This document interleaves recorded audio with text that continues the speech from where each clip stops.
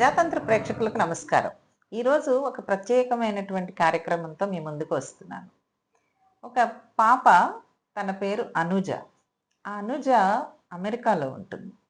అమెరికాలో ఉండి ఇప్పుడు 4వ తరగతి చదువుతోంది.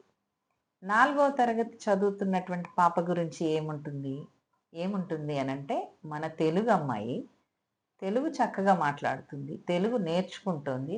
రాయటం కూడా నేర్చుకుంటోంది, చదువుతోంది. దానికి తోడు తనకి పుస్తకాలంటే చాలా ఇష్టం. చాలా పుస్తకాలు చదివింది. వాళ్ళ చిన్నప్పుడు 1వ తరగతిలో ఉన్నప్పుడు వాళ్ళ స్కూల్లో, వాళ్ళ లైబ్రరీలో చాలా ఎక్కువ పుస్తకాలు చదివినటువంటి విద్యార్థిగా తన ఫోటోని లైబ్రరీ గోడ మీద పెట్టారు. అంటే అంత ఎక్కువ చదువుతుంది. దాదాపు 1000 పుస్తకాలు చదివిందట, పిల్లలవి అన్నీ. అంటే అన్నీ తెలుగువి కాదు, ఇంగ్లీష్ పుస్తకాలు చాలా ఉన్నాయి. ఈ పాప ఇప్పుడు మన దగ్గర ఉన్నది. తను ఎందుకు పుస్తకాలంటే తనకు ఇష్టము, తను ఏం చదువుతోంది, ఎక్కడ ఉంటోంది, ఇవన్నీ తెలుసుకుందాం. హాయ్ అనుజ. హాయ్ సజిత. ఎలా ఉన్నావు? బాగున్నా, మీరు ఎట్లా ఉన్నారు? బాగున్నాను. మీరిప్పుడు ఒహాయోలో మేసన్లో ఉంటున్నారు కదా? అక్కడ ఎక్కడ చదువుకుంటున్నావు మేసన్లో? మేసన్ ఎలిమెంటరీ అని ఒక స్కూల్ ఉంటుంది, కానీ నెక్స్ట్ ఇయర్ నేను ఇంకొక స్కూల్కి వెళ్తున్నా. ఏం స్కూల్కి? ఆ డిస్ట్రిక్ట్ లోనే మేసన్ ఇంటర్మీడియట్ అని. ఓకే. ఇప్పుడు ఏం చదువుతున్నావు నువ్వు? 4th class. ఇంతకు ముందు ఎక్కడ ఉండేవాళ్ళు మీరు? మేము ఇంకొక స్టేట్ లో, ఇలినాయిస్ అని, దాంట్లో షికాగో అని ఉండేవాళ్ళం. అక్కడ ఉండేవాళ్ళ? అక్కడ ఉన్నప్పుడు నువ్వు లైబ్రరీకి వెళ్ళేదానివా? చాలా వెళ్ళేదాన్ని, ఇప్పటి కూడా వెళ్తున్నా, కానీ అక్కడ చాలా ఎక్కువ వెళ్ళేదాన్ని. ఓకే. అక్కడ ఎట్లాంటి పుస్తకాలు ఉండేవి? ఏమన్నా అడిగితే అదే ఇస్తారు, చాలా ఉంటాయి. నేనేమో కిడ్ సెక్షన్ లోనే చదివేదాన్ని. ఫస్ట్ గ్రేడ్ లో నేను టీనేజ్ లో స్టార్ట్ చేసా రీడింగ్. ఇప్పుడు అప్పుడు నీ ఫోటోని లైబ్రరీలో పెట్టారట కదా? పెట్టారు. నువ్వు ఎన్ని పుస్తకాలు చదివామని పెట్టారు? అప్పుడు 500, నేను 3 అనుకుంటా, అట్లా. 3rd ఇయర్ నీకు.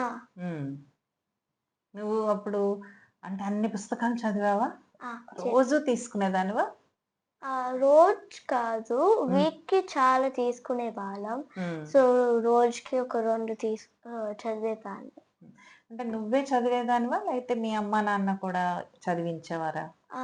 తెలుగు అంటే నాకు అప్పుడు ఇండియా నుంచి వచ్చాము, నాకు అస్సలు తెలియదు తెలుగు.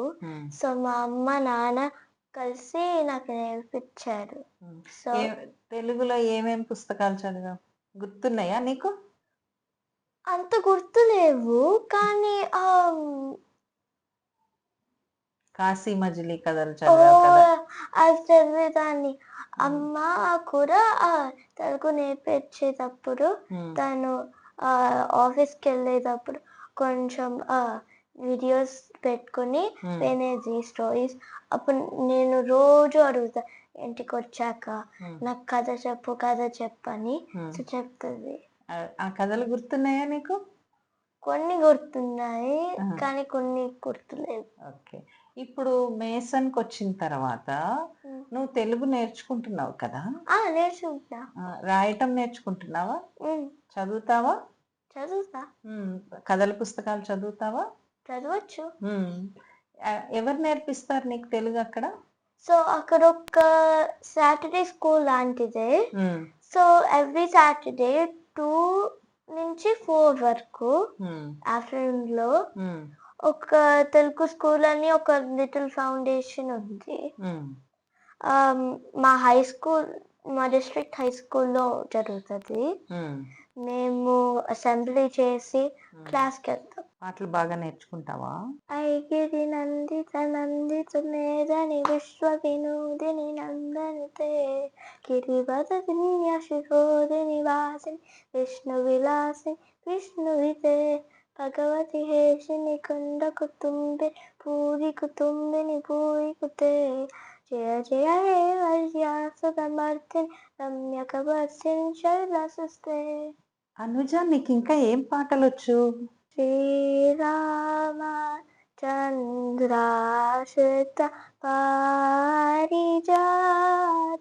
సమస్త కళ్యాణ గుణాభిరామ సీతాముఖ అంబోరుహ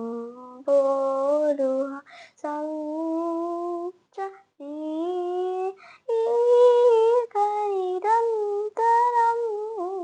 మంగళమాతనో తూ శ్రీరామ. అనుజ, ఇప్పటి వరకు చాలా చెప్పావు కదా నీ గురించి. నీకేమన్నా నన్ను అడగాలని అనిపిస్తోందా? కొన్ని క్వశ్చన్స్ ఉన్నాయి. ఈ క్వశ్చన్స్ మీ పర్సనల్ లైఫ్ గురించి, మీ పుస్తకం గురించి అండ్ మీ ఇంటర్వ్యూస్ గురించి. చెప్పు, అడుగు. సో ఫస్ట్ నేను పర్సనల్ లైఫ్ గురించి అడుగుతా. మీకు ఏమైనా హాబీస్ లేకపోతే ఇష్టమైనవి ఉన్నాయా? నా హాబీస్ ఫ్రెండ్షిప్, అందరితో ఫ్రెండ్షిప్ చేయటము, పుస్తకాలు చదవటము, హ్యాపీగా ఉండటం అందరితో. అది ఇంకా ఉన్నాయి, చాలా ఉన్నాయి. టూర్స్ ఇష్టము, ట్రావెలింగ్ ఇష్టము, పాటలు ఇష్టము, నాకు కూడా ఇష్టం. సినిమాలు ఇష్టము, నాకు చాలా ఇష్టం అవి. అవి చెప్పు. మీకేమైనా ఫేవరెట్ ఫుడ్, కొన్ని మీ ఫేవరెట్ చెప్పరా? ఫేవరెట్స్ అంటే నాకు కారం పడదు, నేను కారం తినను. ఒక పచ్చిమిరపకాయ పడితే నేను ఫైర్ డిపార్ట్మెంట్ కాల్ చేశా. అవునా? అంత నాకు కూడా కారం అస్సలు పడదు. అన్నీ తింటాను. అంటే వెజిటేరియన్, అంటే మరీ సెలెక్టివ్గా తినను, కానీ ఏది పెట్టినా తింటాను ఇబ్బంది లేకుండా. కారం ఉండద్దు అంతే. మీ ఫేవరెట్ కలర్, మీ ఫేవరెట్ సింగర్, మీ ఫేవరెట్ మూవీ అట్లాంటివి? Favourite colour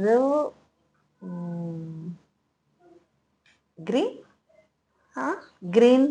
గ్రీనా? ఆకుపచ్చ. ఫేవరెట్ మూవీ అంటే మాయాబజార్ చాలా ఇష్టం. మాయాబజార్ పాతది, మైథలాజికల్ మూవీ ఒకటి ఉంది కదా, మాయాబజార్ చాలా ఇష్టం, చాలాసార్లు చూశాను. అట్లాంటివి అంటే ఇప్పుడు కొత్త సినిమాలు అని అంటే చాలా వస్తూ ఉన్నాయి. ఓకే, చూస్తాను. ఇంకా ఇప్పుడు మీ పుస్తకం గురించి అడుగుతా. నా పుస్తకము 2-3 పుస్తకాలు ఉన్నాయి. ఒకటేమో వ్యవసాయం గురించి, అగ్రికల్చర్ గురించి. అగ్రికల్చర్లో పనిచేసే ఉమెన్ ఉంటారు కదా, ఆడవాళ్ళు.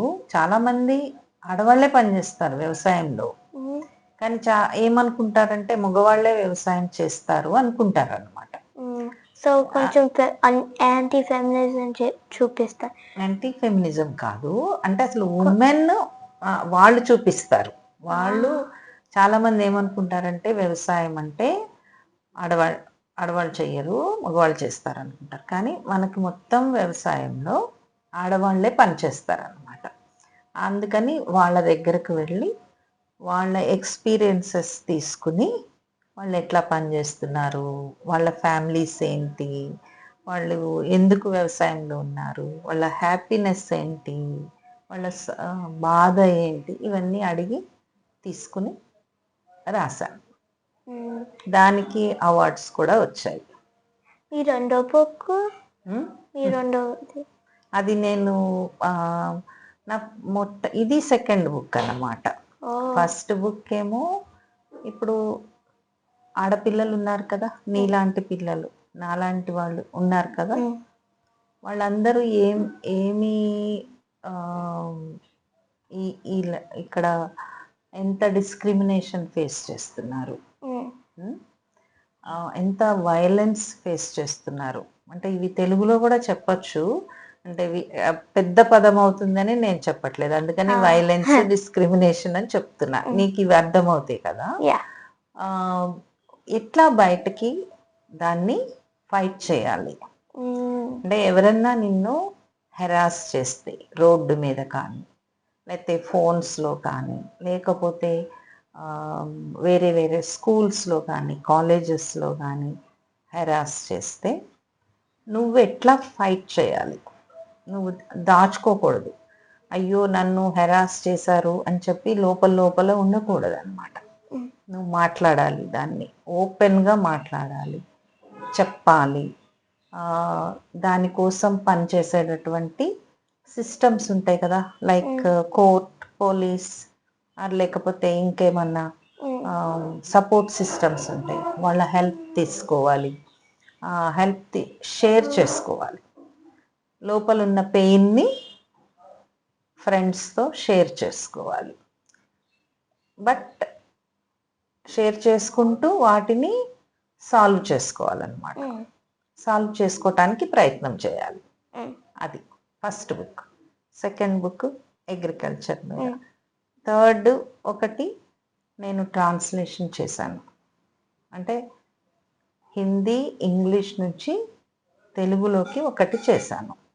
అది ఎవరి గురించి అని అంటే, ఇప్పుడు అమెరికాలో కానీ మన ఇండియాలో కానీ చాలామంది స్కావెంజింగ్ వర్క్ చేస్తారు, అంటే జానిటర్ వర్క్ చేస్తారు. జానిటర్ వాళ్ళు ఏం పని చేస్తారు అని. సో వాళ్ళ లైఫ్స్ ఎట్లా ఉన్నాయి, ఎందుకు వాళ్ళు ఆ వర్క్ చేయాల్సి వస్తుంది, వాళ్ళకి మంచి పేమెంట్ వస్తుందా, వాళ్ళ హెల్త్ ఎట్లా ఉంటుంది, వాళ్ళ పిల్లలు ఏం చదువుకుంటున్నారు, నిజంగా ఇది చాలా డిస్క్రిమినేషన్తో ఉందా, దాన్ని మనం ఎట్లా అర్థం చేసుకోవాలి, అది నేను ట్రాన్స్లేట్ చేశాను. ఆ పుస్తకాన్ని భాషా సింగ్ అనే ఆవిడ రాశారు. ఆవిడ జర్నలిస్టే, నేను ఇక్కడ తెలుగులో జర్నలిస్ట్ని. సో అది చేసినందుకు నాకు ఒక అవార్డు వచ్చింది. సో మీరు ఒక పుస్తకం నాకు ఇచ్చారు, మీరే రాశారు. ఏది 1, 2 1 బుక్ కనిపించలేదు నీకు ఇవ్వడానికి, అందుకని సెకండ్ అగ్రికల్చర్ మీద చేసింది ఇచ్చాను నీకు. పెద్ద అయిన తర్వాత కొంచెం తెలుగు బాగా చదవటం వచ్చిన తర్వాత చదవచ్చు, లేకపోతే మీ అమ్మ చదివి వినిపిస్తే వినొచ్చు. ఓకేనా? సో ఇంకా ఏమన్నా ఉన్నాయా? ఇంటర్వ్యూస్ అడిగావు కదా, ఈ ఇంటర్వ్యూస్ గురించి కొంచెం చెప్పరా? ఈ ఇంటర్వ్యూస్ ఏంటంటే, ఇది ప్రజాతంత్ర తెలంగాణ అని ఒక ఛానల్. ఈ ఛానల్ నడుపుతున్నది అజయ్ దేవులపల్లి గారు అని ఒక ఎడిటర్ ఆయన. సో అక్కడ నేను ఇంతకు ముందు ఆర్టికల్స్ రాసేదాన్ని. సో ఈ ఛానల్ పెట్టిన తర్వాత ఈ ఇంటర్వ్యూస్ చెయ్యమని అడిగారు. ఇంటర్వ్యూస్ ఏంటంటే రకరకాలుగా ఒక్కొక్కళ్ళు ఒక్కొక్క ప్రొఫెషన్లో చాలా ఎక్స్పీరియన్స్ ఉంటుంది, అందరికీ అనుభవం ఉంటుంది. డాక్టర్స్ కావచ్చు, లేకపోతే సీనియర్ యాక్టివిస్టులు కావచ్చు, ప్రొఫెసర్స్ కావచ్చు, చైల్డ్ ఎడ్యుకేషన్ గురించి పనిచేసేవాళ్ళు, ఉమెన్స్ రైట్స్ గురించి పనిచేసేవాళ్ళు, ఇంకా రైటర్స్, ఇట్లా చాలా మంది ఉన్నారు. వాళ్ళకు చాలా ఎక్స్పీరియన్స్ ఉంటుంది కదా, ఆ ఎక్స్పీరియన్సెస్ అన్ని మాట్లాడించటం అన్నమాట. ఈ ప్రోగ్రాం పేరు సంభాషణ. సంభాషణ అంటే డైలాగ్. అది అందుకని నేను ఒక నెలకి 2 ఇంటర్వ్యూస్ చేస్తాను.